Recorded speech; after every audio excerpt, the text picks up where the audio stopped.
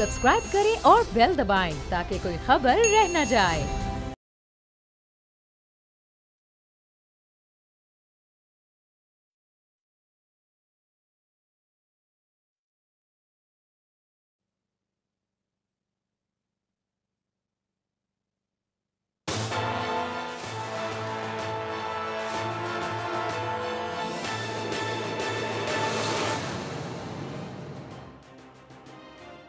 अस्सलाम वालेकुम। प्रोग्राम तज्जिया, मैं हूँ अलीना इलियास। समी इब्राहिम साहब मेरे साथ, राना ताहिर साहब आज हमारे साथ मौजूद नहीं है।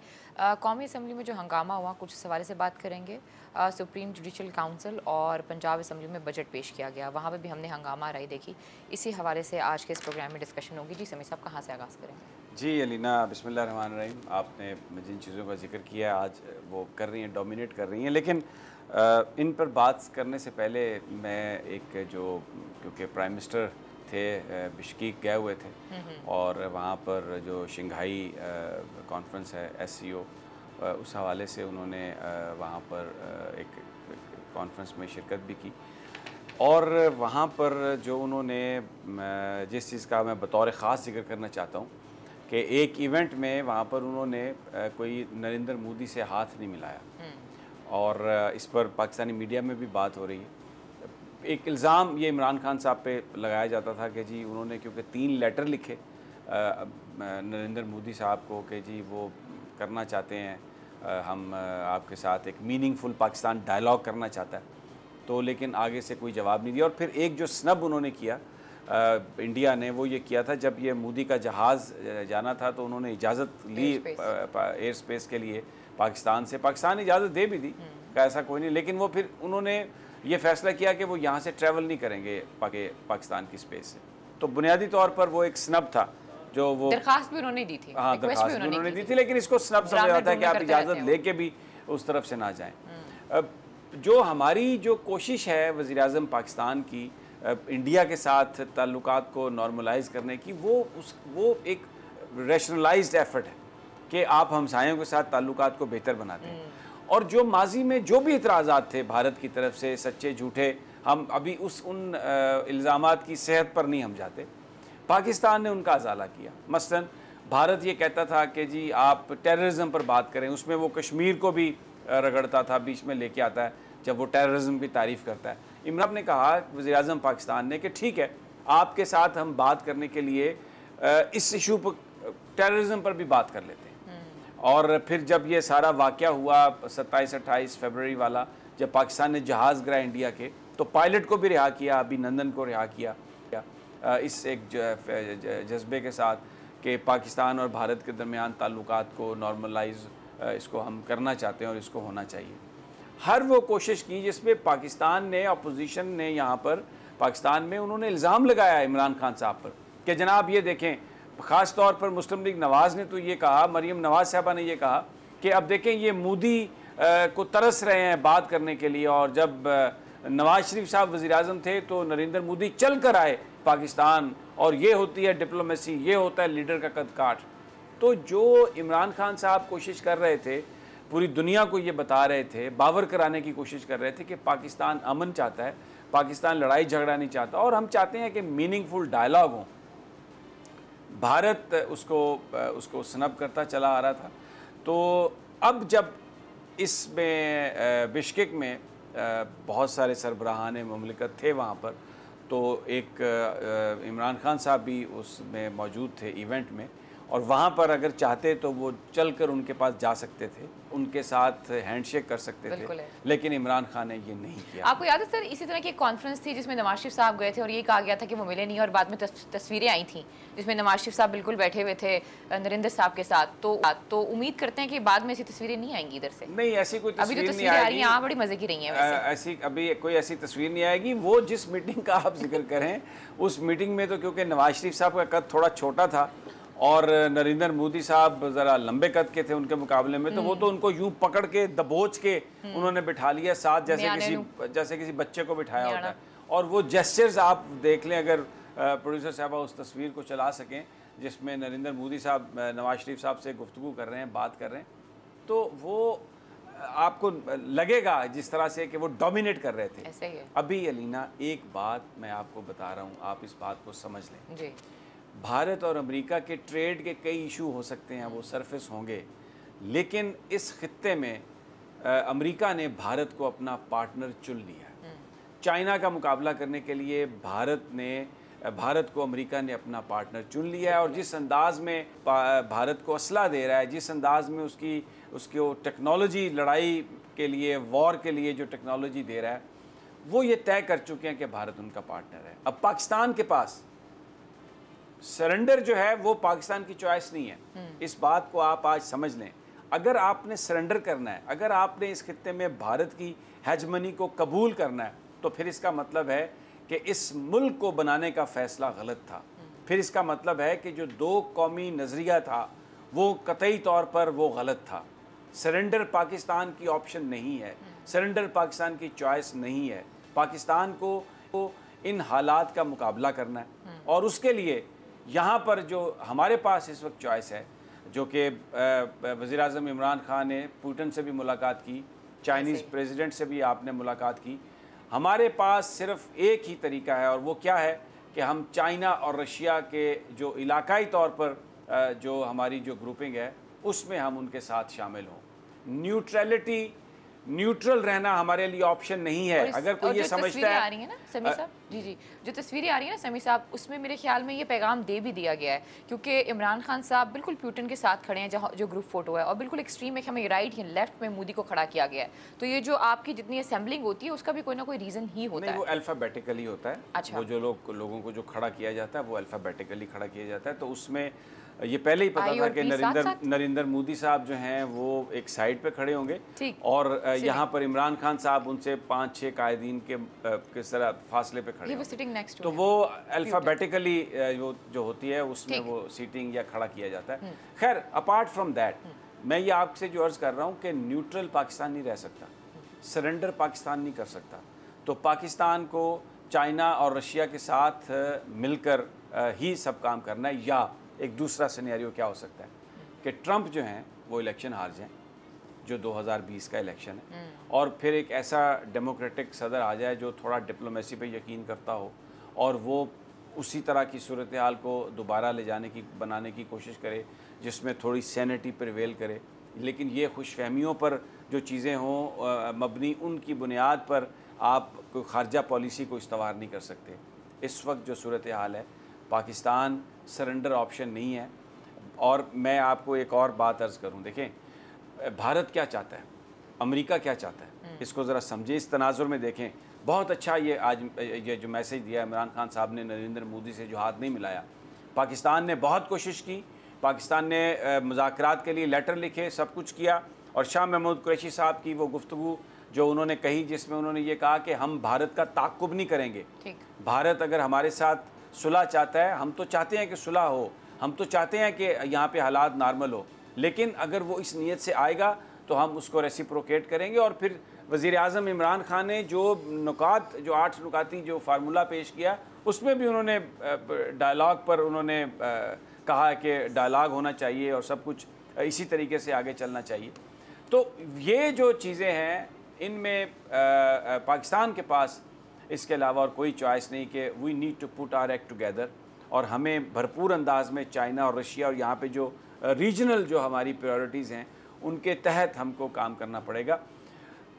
भारत ये चाहता है कि हम कश्मीर की बात करना छोड़ दें। बिल्कुल, मैं आपको एक मिसाल दे देता हूँ। जिस तरह फ़लस्तीन का एक इशू है अलीना, बिल्कुल है, लेकिन अरब ममालिक जो हैं वो सिर्फ एक गुफ्तगू की हद तक फ़लस्तीनियों की ना होने के बराबर है, ना होने के बिल्कुल बराबर। ऐसा भारत ये चाहता है, और कुछ लोग पाकिस्तान में भी ये चाहते हैं कि हम भी उसी मॉडल पर सिर्फ कश्मीरियों को मुतमईन करने के लिए हम कश्मीर की हमायत का जिक्र करते रहें, लेकिन अमली तौर पर हम कश्मीर को गिव अप कर दें। लेकिन अलीना, यहाँ पर एक बात आप याद रखें, पाकिस्तान की जो 70 साल तारीख़ है उसमें कई दफ़ा ऐसा हुआ है कि पाकिस्तान ने जो कश्मीर मूवमेंट है उसको अबेंडन किया है इंटरनेशनल प्रेशर्स की वजह से, लेकिन वो इंडिजिनस मूवमेंट है, वो वहाँ पर ख़त्म नहीं हुई। अगर कोई ये समझता है कि पाकिस्तान को खामोश करा के या पाकिस्तान के कायदीन पर दबाव डालकर वो कोई इस तरह का मुनाफिकाना तर्ज अमल इख्तियार करवा सकता है पाकिस्तान से, तो भी इस बात को आप समझ लें, जो आज़ादी की मूवमेंट है कश्मीर की, वो कहीं ख़त्म होने वाली नहीं है। कश्मीरी अपनी आज़ादी का हक रखते हैं, वो अपना हक मांगते हैं, और पाकिस्तान के हुक्मरान भले कैसा भी उनके साथ सलूक करें, हर पाकिस्तानी का दिल जो है वो कश्मीरी के साथ धड़कता है, और कश्मीर की जो मूवमेंट है, उसकी जो हमायत है, उसकी जो सपोर्ट है, वो पाकिस्तानी कतई तौर पर उसको गिव अप नहीं करेंगे। तो ये जो सारा जेस्चर दिया वज़ीर आज़म इमरान खान ने नरेंद्र मोदी को हाथ ना मिला के, क्योंकि अगर आप मुज़ाकरात करना है तो मुज़ाकरात भी पोजीशन ऑफ स्ट्रेंथ से होते हैं, कमज़ोरी की पोजीशन से आप मुज़ाकरात नहीं कर सकते। तो पाकिस्तान एक न्यूक्लियर स्टेट है, और भारत ये चाहता है, अमेरिका ये चाहता है कि न्यूक्लियर अम्ब्रेला अमेरिका का हो, पीछे अमेरिका की सपोर्ट हो न्यूक्लियर, और उसमें जाएं पाकिस्तान पर वो कन्वेंशनल वॉरफेयर जो पाकिस्तान पर हमला किया जाए, पाकिस्तान को दबाने की कोशिश की जाए। तो इन हालात में जो पाकिस्तान की सेकंड स्ट्राइक, जो सेकंड स्ट्राइक कैपेबिलिटी है, वो मेंटेन रखना, उसको हासिल करना, उसको सस्टेन करना पाकिस्तान के दिफा के लिए बहुत ज़रूरी है, भारत के ऊपर चेक रखने के लिए ज़रूरी है, पूरी दुनिया को, अमेरिका को ये जवाब देने के लिए कि पाकिस्तान एक बागैरत कौम है और अपनी रियलिटीज़ के मुताबिक अपनी तरजीहात का तयन करके उनकी हिफाजत करना जानती है, वो उसको रखना बहुत ज़रूरी है। और इमरान खान इस हवाले से जो कर रहे हैं वो बहुत बेहतर कर रहे हैं, और वो इस हवाले से जो भी उनकी हिकमत अमली है, जो मैसेज उन्होंने दिया, वो बड़ा ज़बरदस्त मैसेज दिया।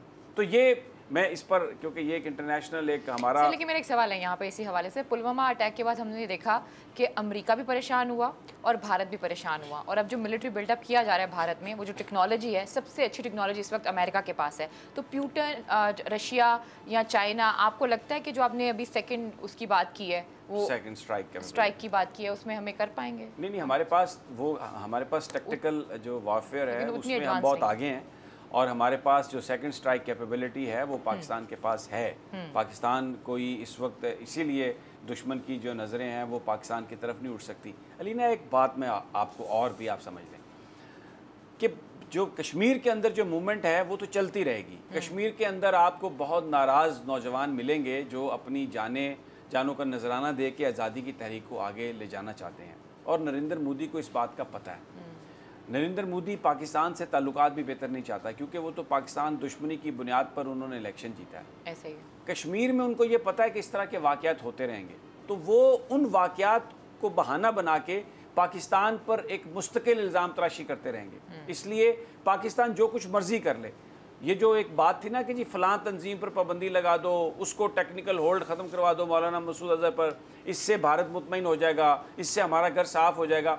कश्मीर के अंदर जो मूवमेंट है वो चलती रहेगी, पाकिस्तान उसका साथ दे या ना दे, और कश्मीर में होने वाले जो वाक़यात हैं उनकी बुनियाद बनाकर उनको भारत पाकिस्तान पर इल्ज़ाम तराशी का सिलसिला करता रहेगा। और जो अमेरिकन्स हैं वो इन चीज़ों को दुरुस्त मान के, क्योंकि दिल से तो वो भी उनके जो अपने मफादात हैं खारजा पॉलिसी के, वो भी अचीव इसी तरह होते हैं कि वो पाकिस्तान को दबाव में रखें। देखिए, इस वक्त मैं आपसे ये अर्ज़ करूँ कि थोड़ा सा अमेरिका जो है वो पाकिस्तान के साथ बहुत ज़्यादा खुलकर दुश्मनी नहीं कर रहा, क्योंकि हमने तालिबान को मुज़ाकरात की मेज़ पर हम लेके आए हैं, और वो एक उम्मीद है कि शायद वो कुछ सस्टेनेबिलिटी हो जाए, कुछ पीस प्रोसेस आगे निकल जाए।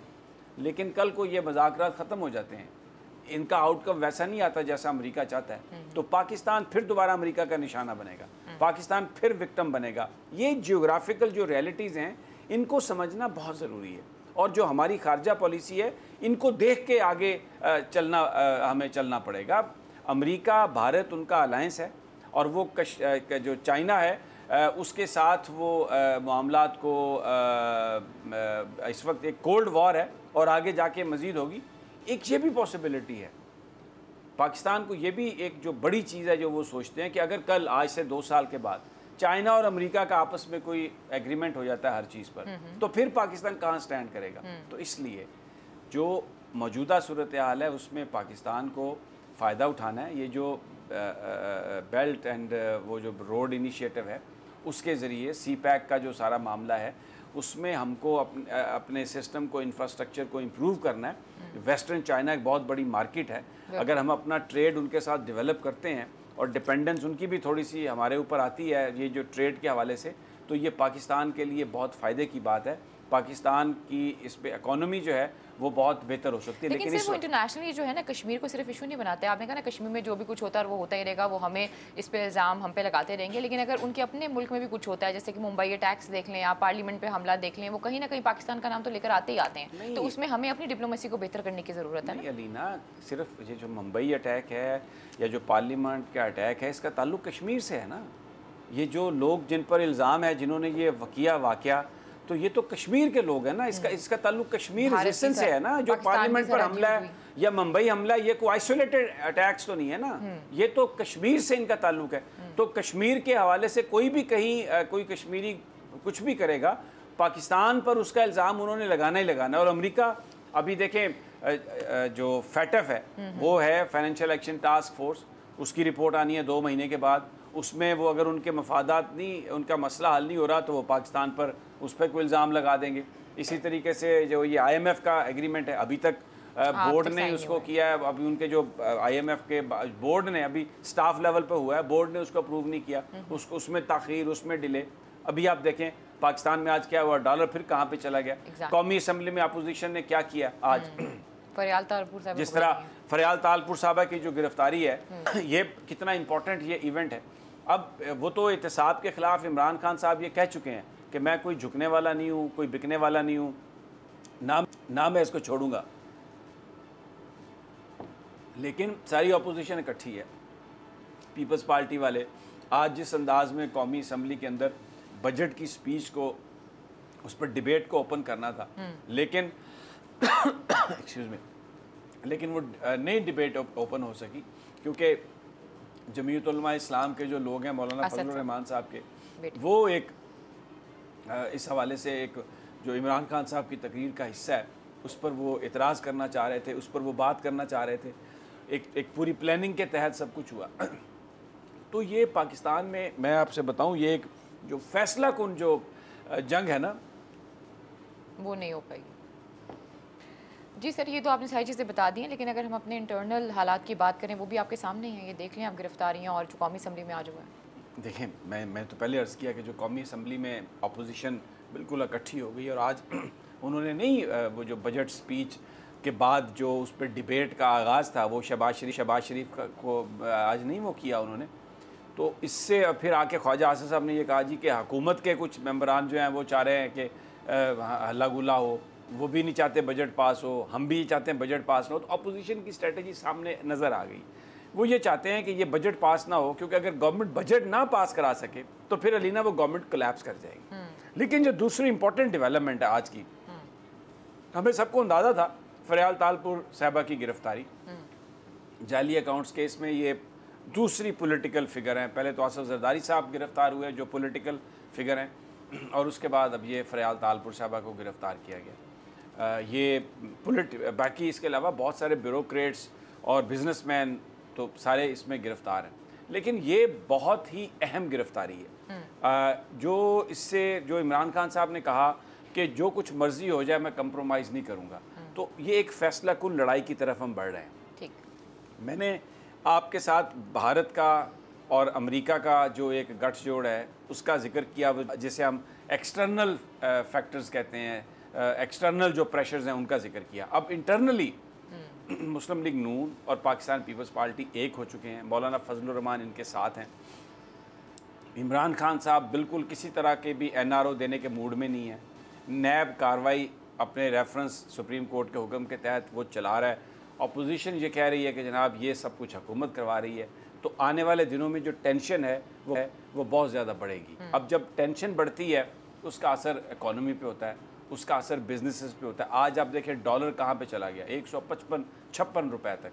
और मैं आपको बताऊं, ये इस वक्त जो इस मुल्क में ये जो एक इमरान खान साहब ने ख्वाहिश का इजहार किया है, या उनकी गवर्नमेंट ने एक जो डिटर्मिनेशन जो अहदाफ मुकर्रर किए हैं टैक्स के, उसमें डायरेक्ट टैक्सेशन करना पड़ेगी। बहुत सारे लोगों को टैक्स नेट में शामिल करना पड़ेगा। बिजनेसमैन को पता है इस बात का। आम बिजनेसमैन ये कहते हैं कि जनाब अगर हम क्योंकि इन्होंने ना एक तो खाता होता है असली, एक साथ में बनाया होता है खाता, एक्चुअली वो खाता होता है जिसके अंदर असल उनका इंदराज होता है, उस पर टैक्स नहीं पे होता। तो किसी भी बिजनेसमैन से पूछें जाके, वो कहता है कि जी अगर हम जो मुरवजा कवानीन के तहत अगर हम टैक्स दें तो अलीना वो कहते हैं हम कारोबार ही नहीं कर सकते। बिल्कुल है। तो अब अगर गवर्नमेंट की ये रिट नज़र आ रही है, गवर्नमेंट की ये डिटर्मिनेशन नज़र आ रही है कि हमने टैक्स लेना है, तो वो तो सारे के सारे एक हो गए। उन्होंने स्टॉक मार्केट को ऊपर नीचे करना शुरू कर दिया है, फिर दोबारा डॉलर पर रुपए पर उन्होंने प्रेशर बढ़ा दिया है, फिर दोबारा एक अनसर्टेनिटी क्रिएट करने की कोशिश कर रहे हैं। प्रेस कॉन्फ्रेंसेस और ये सब कुछ जो है, अच्छा मरियम नवाज़ साहबा भी एक जो है ना वो अवामी राब्ता मुहिम शुरू करने लगी हैं। अब नवाज शरीफ साहब ने उन्हें कह दिया कि आप चाहे मॉडल टाउन ऑफिस में बैठें और वहाँ से आप अपनी वो उसका आगाज़ करें, अपनी तहरीक का आगाज़ करें। जो रिलीजियस पॉलिटिकल पार्टीज़ हैं उन्होंने इमरान खान साहब की जो गुफ्तगू है उसको बुनियाद बनाकर आज सहाबा के तकद्दुस का इशू बना दिया है।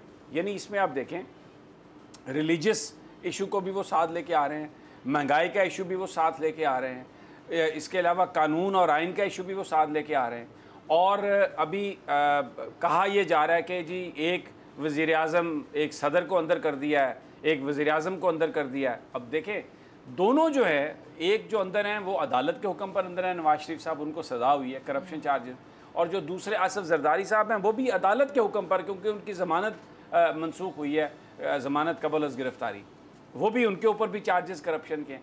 लेकिन इसको जिस अंदाज में गवर्नमेंट लेके चल रही है, अपोजिशन लेके चल रही है, ऐसा लग रहा है कि अब वो फैसला कुन मरला जिसका हम हमेशा जिक्र करते रहे हैं वो शुरू हो गया।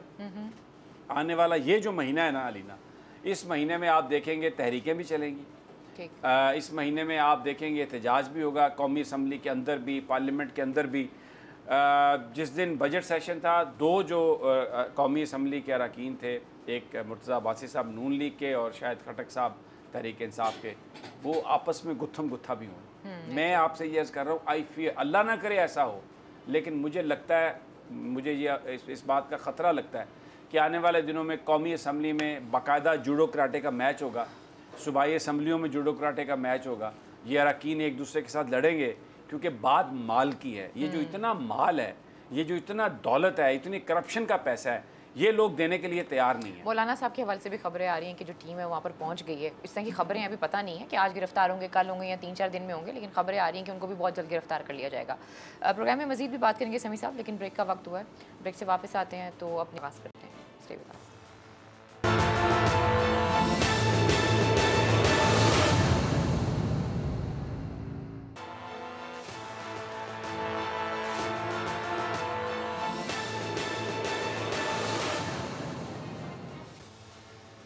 वेलकम बैक नाज़रीन, फिर आपको खुशामदीद कहते हैं। समी साहब, मैं सिर्फ एक चीज़ पे कमेंट करना चाहूँगी आपकी इजाज़त से, वो ये कि जो मजहबी हवाले से बातें की जा रही हैं उस पर हमें इज्तनाब करना चाहिए, क्योंकि अगर नून लीग का आप माजी देखें तो ख़त्म नबूवत का एक इशू हुआ था, फिर मरियम साहिबा आकर जो इस तरह बात कर जाती हैं, कुछ तशबीह देती हैं जो कि गलत तशबीह हैं, उनको थोड़ा ख्याल करना चाहिए। मेरा तो यही ख्याल है। नहीं, ये बात आपकी सही है। जो मज़हब है बड़ा ये सेंसिटिव इशू होता है, और इसमें एक दूसरे के जज्बात का और जो एहसासात हैं उनका ख्याल रखना चाहिए। इस हवाले से जो एक जैसे हम लूज टॉक कहते हैं वो नहीं होनी चाहिए। लेकिन मैं आपसे ये अर्ज़ कर रहा हूँ कि इस वक्त दुश्मनी का ये आलम है इस वक्त, क्योंकि करप्शन के हवाले से जो तहकीकात हैं उसमें बहुत सारी जमातें, जरदारी साहब समझते हैं कि उनकी हर चीज़ एट स्टेक है। नवाज शरीफ साहब डिस्क्वालीफाई होकर जेल में बैठे हुए हैं, और वो उनकी ये ख्वाहिश है कि उनकी बेटी या उनकी जमात इलेक्शन जीते और वो जो कवानीन हैं उन्हीं को वो तब्दील कर दें, ताकि फिर उनकी जो क्योंकि वो तो सारी उम्र के लिए नाअहल है, तो अगर उसमें कोई तब्दीली हो सके तो फिर उनका दोबारा चांस बनेगा। तो आप देखें अभी जो लड़ाई हो रही है किस पे हो रही है? प्रोडक्शन ऑर्डर्स पे हो रही है कि जी उसके प्रोडक्शन ऑर्डर, उसके प्रोडक्शन ऑर्डर। इस पे लड़ाई नहीं हो रही कि अवाम का क्या मसला है, गरीबों का क्या मसला है। ज़ाती हमले हो रहे हैं, ज़ाती मफादात की बात हो रही है, और सर लड़ने की ज़रूरत ही नहीं। प्रोडक्शन ऑर्डर पे जारी तो हो रही है प्रोडक्शन ऑर्डर, वो तो बस आप थोड़ी देर के लिए आते हैं, कमेंट करते हैं, हवाबाजी, और आप चले जाते हैं। बेसिकली जो असल इश्यूज हैं उनसे हट के वो बात कर रहे हैं ना। अब ये जो फरियाल तालपुर साहबा का देखें, जो ये जो गिरफ्तारी है, अब इन्वेस्टिगेशन, अब अच्छी बात वो ये कर रहे हैं जो फरियाल साहबा के लिए अच्छी है कि जी जरदारी हाउस जो है उसी को वो सब जेल करार दे देंगे। लेकिन अलीना देखें, मैं मैं ये नहीं कह रहा, मेरा कहने का कोई मकसद ये नहीं है कि मैं कोई किसी की बेइज्जती चाहता हूँ या चाहता हूँ किसी के साथ कोई बुरा सलूक हो, लेकिन यहाँ पर ख़वातीन की जेलें हैं और सैकड़ों हज़ारों की तादाद में जो ख़वातीन हैं जो मुख्तलिफ़ जराइम में हैं वो जेलों में बंद हैं। लेकिन यहाँ पर जो बड़ा आदमी है उसके लिए कानून ही बिल्कुल मुख्तलिफ है। अब अगर फ़रियाल तालपुर साहिबा को आपने गिरफ़्तार किया है तो फिर जरदारी हाउस को आप सब जेल क्यों करार दे रहे हैं? आप उनको आप हवालात में रखें या उनको जहाँ पे दूसरे मुल्ज़मान को आप रखते हैं वहाँ पर आप उनको रखें। अगर एक पाकिस्तान बनना है और उसमें कानून जो है वो अमीर और गरीब सबके लिए बराबर होना है, तो फिर आप ये जो तरजीही सलूक है ये क्यों है? बिल्कुल। देखिए ये वो चीज़ें हैं जिससे जो हम पाकिस्तान के अंदर जो लोगों ने एक तब्दीली का ख्वाब देखा है, मैं कोई दुश्मन नहीं हूँ किसी का, मैं कुछ भी नहीं कहना चाह रहा, आप हटा दें एक दफ़ा कैरेक्टर्स को, लेकिन अगर हथकड़ी नहीं लगानी तो फिर सबको ना लगाएं, और अगर लगानी है तो सबको लगाएं। अगर जेल में अगर आपने एसी है, अगर आपने कूलर देने हैं, अगर आपने रेफ्रिजरेटर्स देने हैं, अगर आपने टूथब्रश देने हैं, डोंगे देने हैं, चम्मच देने हैं, तो फिर सबको दें, एक को तो ना दें ना। ये डिस्क्रिमिनेशन आप ख़त्म करें और अक्रॉस द बोर्ड अकाउंटेबिलिटी की बात है। लेकिन ये बड़ा एक फ़ैसला कुन मरहला है। मैं आपको बताऊँ अलीना, इमरान खान अपनी ज़िंदगी की सबसे बड़ी लड़ाई लड़ रहे हैं इस वक्त। पाकिस्तान के लोग भी बिल्कुल हमतन गोश हैं, उनकी तरफ देख रहे हैं, उनको सुन रहे हैं। छोटी छोटी चीज़ों पर इश्यूज़ बनाए जा रहे हैं, लेकिन एक बड़ी लड़ाई है जो इमरान खान लड़ रहे हैं, और वो है कि पाकिस्तान के अंदर एक एहतसाब का ऐसा निज़ाम राइज हो जिसमें अकाउंटेबिलिटी सबकी होनी चाहिए, और जिन्होंने माल लूटा है उसको उनको पकड़ना चाहिए। एक बात मैं यहाँ पे अर्ज़ करूँ, जो इमरान खान साहब ने ऐलान किया है ना कि मैं कमीशन बनाऊंगा कि ये जो कर्ज़े हैं उनकी तहकीकात करें, लेकिन उसके लिए फिर ये बहुत ज़रूरी होगा कि आप कमीशन हुकूमती अफराद पर मुश्तमिल वो नहीं होना चाहिए। उसमें ऐसे लोग होने चाहिए जिस पे हर आदमी यकीन करे, जिनकी जो क्रेडिबिलिटी है वो बियॉन्ड एनी डाउट हो। और उसमें हफीज़ शेख साहब को जो खबरें आ रही हैं कि उनको उन्होंने चेयरमैन बनाया, मेरा ख्याल है कि ये अच्छा डिसीजन नहीं है। और दूसरी बात यह है कि इमरान खान साहब ने अपने मैनिफेस्टो में हमेशा ये कहा कि मैं इदारों को मजबूत बनाऊंगा। तो अगर किसी चीज़ की आपने तहकीकात करवानी है तो आप FIA को इंडिपेंडेंट बनाएं, मजबूत बनाएं। आप जो पाकिस्तान के अंदर ऑडिटर जनरल का एक ऑफिस है वो इंडिपेंडेंट ऑफिस है, उसको आप मजीद आप उसको मजबूत बनाएं ताकि वो इदारे इन चीज़ों की तहकीकात करें। ये जो एक काम है ना कि जी आप एक कमीशन बना दें, ये मैं इंतहाई माजरत से ये अर्ज़ कर रहा हूँ कि ये बिल्कुल वैसे ही है जैसे शहबाज शरीफ साहब ने पंजाब में सारी ब्यूरोक्रेसी मौजूद थी, तमाम महकमे मौजूद थे, उनके सेक्रेटरी मौजूद थे, लेकिन 56 कंपनियां बनाई और उनमें से जूनियर लोगों को ब्यूरोक्रेसी में निकाल के बड़ी बड़ी तनख्वाहों पे उनको वहाँ पे बिठा दिया। वो जो सारा सिस्टम है वो भी कोलैप्स किया, और जो फंड्स खर्च किए उनका कोई ऑडिट नहीं हो रहा था, और वो जो लोग जिनको जो सरकार के मुलाजम थे उनको 4-4 गुना तनख्वाहों पे वहाँ पे रखा गया। तो सारा सिस्टम भी कोलैप्स किया और बेईमानी के लिए नए दरवाजे खोले, करप्शन के नई राहें उन्होंने दरियाफ्त की, ईजाद की, नया तरीका ईजाद किया। तो ये जो कमीशन पाकिस्तान में बहुत बने, इन कमीशनों की ज़रूरत नहीं है। असल काम यह है कि आप जो करप्ट लोग हैं उनको आप पकड़ें, उनको आप प्रिंस मोहम्मद बिन सलमान मॉडल पर अंदर रखें, उनसे आप पैसे लें, अगर वो पैसे नहीं देते तो आप उन्हें जेलों में बंद कर दें। पाकिस्तान की पूरी कौम जो है वो आपके साथ होगी। और दूसरा एक और बात, मोहम्मद बिन सलमान वाली बात हम हमेशा करते हैं सर, लेकिन मसला ये वो किंगडम है, वहाँ पर प्रिंस हैं वो, यहाँ पे तो ये इलेक्टेड प्राइम मिनिस्टर है, यहाँ पे बहुत फर्क है सर। ख्वाहिशात तो हो सकती हैं लेकिन करते हुए बड़ा मुश्किल हो जाएंगी चीज़ें। अलीना, आप क्या ख्वाहिशात मुश्किल हैं? अगर आप ये बंद कर देना तरजीही सलूक, आप ये घरों को सब जेल करार दे रहे हैं, जेलों में आप AC लगा रहे हैं, जेलों में आप 6-6 डॉक्टर खड़े कर दिए आपने, ये बंद कर दें बस। किंगडम का क्या मतलब है? पाकिस्तान क्या जमहूरियत क्या कहती है कि जो क्रिमिनल हैं उनको आप सरों में बिठा लें? अमेरिका में देखें ना कैसी जेलें, देखें ना जाके बरतानिया में कैसी हैं जेलें, जो जेल में जाता है वो जेल में जाता है। आपको सिर्फ वो चीज़ खत्म करनी है। तो ये किंगडम, ये जो बात है जी, वो वहां पर क्या उन्होंने कोई गैर कानूनी काम किया? बंदों ने माल लूटा था, उनको पकड़ के कहा कि ये तुम्हारे खाते हैं, पैसे दो, उन्होंने पैसे दे दिए। अब अगर इनको ये पता हो कि भाई ये तो थोड़ा सा बीमार होते हैं। चलिए आप ही के सवाल से सर, आप ही के जवाब से मैं एक सवाल है मेरा, एक तरफ कमीशन बना रहे हैं, दूसरी तरफ ये सारी चीजें दे रहे हैं, तो कंफ्यूज हैं फिर चीजों को लेकर? इसका मतलब तो यही हुआ ना। जो इस वक्त देखें पिछले 40-50 साल में जो ब्यूरोक्रेसी परवान चढ़ी है अलीना, जिस तरीके के लोग हुकूमत का हिस्सा बने हैं, जिस तरीके से वो पावर पर इकट्ठे बैठे हुए हैं, वो ये चीज़ें करवा रहे हैं। ये बुनियादी तौर पर इसलिए सब कुछ हो रहा है कि वो ये सब चीज़ें करवा रहे हैं। अब देखें, जुडिशल काउंसिल का आज इजलास हुआ, बिल्कुल, मैं इससे कतई नज़र कि उसका क्या आउटकम है मैं उस पर बात ही नहीं करता। आज आप सारा दिन देखें, वकला चंद जा रहे हैं, चंद नहीं आ रहे हैं। कराची में तालाबंदी कर दी, फिर जॉइंट एक्शन कमेटी आई, वो कमेटी उन्होंने उसको ताले को तोड़वाया। इधर सुप्रीम कोर्ट बार पर मैं बड़े सीनियर वकील बैठे हैं सीढ़ियों पर, रज़ा रबानी साहब पॉलिटिशियन इसमें कूद पड़े हैं, जनाब ये बदनीयती पर। भाई सुप्रीम जुडिशल काउंसिल जाने, रेफरेंस आया, सुप्रीम जुडिशल काउंसिल ने कार्रवाई की, जो भी उन्होंने फैसला, मैं इस पर बात ही नहीं करता। हम इस पर इसको मीडिया ट्रायल हम करते ही नहीं। मैंने कल भी ये कहा था कि ये सारे जज जो हैं बड़े मोअज़्ज़ज़ जज साहबान है, काजी फ़ायज़ ईसा साहब, दूसरे जज, मुकदमा सुनने वाले भी मोअज़्ज़ज़ हैं, जिनके बारे में रेफरेंसेस है वो भी मोअज़्ज़ज़ हैं। पूरी अदलिया हमारे लिए मोअज़्ज़ज़ है और हमें उन सब का एहतराम करना चाहिए। तो लेकिन क्या हमें नज़र आया, हर चीज़ में डिवाइड, हर चीज़ में पॉलिटिक्स। आप छोटी छोटी बातों पर आप सियासत करते हैं, आपकी ईगो के मसाइल बन गए। ये चीज़ें मुल्क को आगे नहीं लेके जाएंगी। ये वो चीज़ें हैं जिनको आपने इस वक्त मुल्क को लीडरशिप की ज़रूरत है। और लीडरशिप ये होती है, डेमोक्रेसी ये है कि आपने सबको साथ लेके चलना है। अब सबको साथ लेके चलने से मुराद ये नहीं है कि जिन लोगों के ऊपर लाखों और करप्शन के चार्जेस हैं आप उनको साथ लेके चलें, उनसे तो आपने वसूल करना है। बाकी जो 21 करोड़ और 90 लाख लोग हैं उनको आप अपने साथ लेके चलें। ये जो इस तरह के लोग हैं जिन्होंने माल बनाया है, उनसे आप अपनी जान छुड़ाएं। तो कानून की जो अमलदारी है, enforcement of law, that is very important. अगर इन्फोर्समेंट ऑफ लॉ नहीं है तो फिर कुछ भी नहीं है। अब ये फरियाल तालपुर साहबा गिरफ्तार हुई हैं, पीपल्स पार्टी के लोग खुद इनकी अपनी कहानियाँ सुनाते हैं। कश्मीर के फंड में जो कुछ हुआ, अच्छा लाड़काने में मुझे याद है सुप्रीम कोर्ट के जज साहबान ने ये कहा कि डाइम भी 7 घर छोड़ देती है, और लाड़काना के लिए अरबों रुपए के पैकेजेस थे। वहाँ पर जाके देखें, सड़कें जो हैं वो तालाब बन चुकी हैं, वहाँ पे चल नहीं सकते। अभी रत्तो डेरों में और उधर जो HIV स्क्रीनिंग के नताइज सामने आए हैं, हज़ारों की तादाद में लोग HIV के मरीज़ हैं। लेकिन और वो बुरी सिरिंजें इस्तेमाल करने से, लेकिन वहाँ पर माल बना लिया गया, खा लिया गया और कुछ नहीं दिया गया। शिकारपुर में आप चले जाएं, वहाँ पर HIV के सैकड़ों लोग निकल आए। तो ये बुनियादी तौर पर ये अगर ये सब लोग सही थे अलीना, ये जो माजी के हुक्मरान हैं, तो फिर आज पाकिस्तान की ये सूरत हाल क्यों है?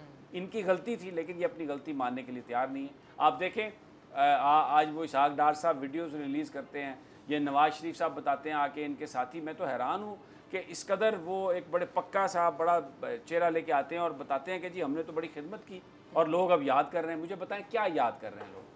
माजी की हुकूमत क्या याद कर रहे हैं? वहाँ पर लोगों ने यानी वो तो कहते हैं आप हमें दे दें, हम सारी चीज़ें स्टेबल कर देंगे। सागदार कहते हैं मैं आपको बता दूंगा कैसे करना है, आप मेरी सर्विसेज ले लें। ये देखिए ना, हर चीज़ पे पॉलिटिक्स आ गई ना, हर चीज़ पे पॉलिटिक्स कर रहे हैं। तो ये एक जो सियासत है, ये अब सियासत नहीं है एक्चुअली। ये एक बिल्कुल एक, मैं आपको बताऊं, कुछ लोग काबिज हो गए। ये सबसे बड़ा चैलेंज है पाकिस्तान का इस वक्त गवर्नमेंट के लिए। बाकी को भूल जाएं आप, कुछ भी नहीं है। एक तरफ वो लोग हैं जिन्होंने माल बनाया, वो इस हुकूमत को गिराने के दरपे हैं, और इसको गिराने के लिए उन्होंने इकॉनमी को बिल्कुल, जिस तरह आप किसी को बंदा खफा होता है ना, किसी ऑफिस में जाता है तो वो उस मेज़ें उल्टा पुल्टा देता है और वो कहता है मुझे बहाल करो, नहीं तो मैं ये कंप्यूटर भी तोड़ दूंगा, मैं ये सब कुछ कर दूंगा। एग्जैक्टली आप स्टॉक मार्केट को देखें, आप मनी चेंजर्स को देखें, उस मार्केट को देखें, आप पार्लियामेंट के अंदर देखें, पार्लियामेंट के बाहर देखें, पब्लिक गैदरिंग्स में देखें। अब राब्ता मुहिम शुरू होने वाली है, रोज़ाना इतनी बड़ी बड़ी प्रेस कॉन्फ्रेंसेस करते हैं और उसका मकसद सिर्फ एक है कि आप अपनी फ़ौज को डिस्क्रेडिट कर दें, आप अपनी अदलिया को डिस्क्रेडिट कर दें, आप इस गवर्नमेंट को डिस्क्रेडिट कर दें। और एक शख्स है बीच में जो है इमरान खान, कि आप इमरान खान को, उसकी गवर्नमेंट को हटा दें। अब उनके साथ भी बड़े अजीबोगरीब किस्म के लोग हैं। मैं एक छोटी सी मिसाल देता हूँ, मुझे पता है कि प्रोग्राम का वक्त ख़त्म हो रहा है, कि अभी क्या ज़रूरत थी ये अवान सदर को 19 लाख रुपए के वो पिंजरों के टेंडर देने की? इधर लोगों को, अच्छा अब काशिफ अब्बासी मेरा दोस्त ये कहता है, हाँ मुझे पता है, वो काशिफ अब्बासी कहता है कि ये भी आई थी खबरें, वो भी फिर गलत नहीं, गलत नहीं है, टेंडर तो आया ना, टेंडर तो गलत नहीं था। नहीं टेंडर गलत था, इससे पहले मुशायरे के हवाले से भी खबरें आई थी, फिर वो पता चला वो था ही नहीं ऐसा कुछ। नहीं, मैं टेंडर की बात, मैं आपकी बात कर रहे हैं ना, टेंडर की मैं बात कर रहा हूँ कि टेंडर तो छपा ना, और उन्होंने 19 लाख रुपए पिंजरों के लिए मांगे। अच्छा जी, जब ये मीडिया ने शोर उठाया तो वो कहते हैं जी कि ये तो ऐसा ही नहीं हुआ, मीडिया ना उठाता तो फिर ठीक था। फिर ये क्या परफॉर्मेंस है कि आपको पता ही नहीं है। आप क्या, आप कौम की क्या आप हालत को देखेंगे कि जो अगर आप जो आपके पिंजरों आपके घर के अंदर जो है ना आप रह रहे हैं हमारे सदर में, आपने बना ली यूनिवर्सिटी टेंडर जा रहे हैं और आपको पता ही नहीं है, फिर आप आपके तर्जमान कहते हैं जी हमने तो कहा कि ये तो बात ही ऐसे नहीं है। तो ये बेसिकली इनकॉम्पिटेंस है ना, ये तो इनकॉम्पिटेंस है under the leadership of Imran Khan साहब। नहीं, इसमें अब इमरान खान आ गया ना, लीडरशिप तो ये आरिफ अलवी साहब इनकॉम्पिटेंट है। मैं लीडरशिप तो उन्हीं की है ना, इमरान खान ऐवान सदर में इमरान खान के इमरान खान साहब की वजह से तो वहाँ पे बैठे हुए अलवी साहब, मेरी और आपकी वजह से तो नहीं ना बैठे हुए। खैर जी, आज के प्रोग्राम से हम दोनों को इजाजत दीजिए। अपना बहुत ख्याल रखिए। अल्लाह निगहबान।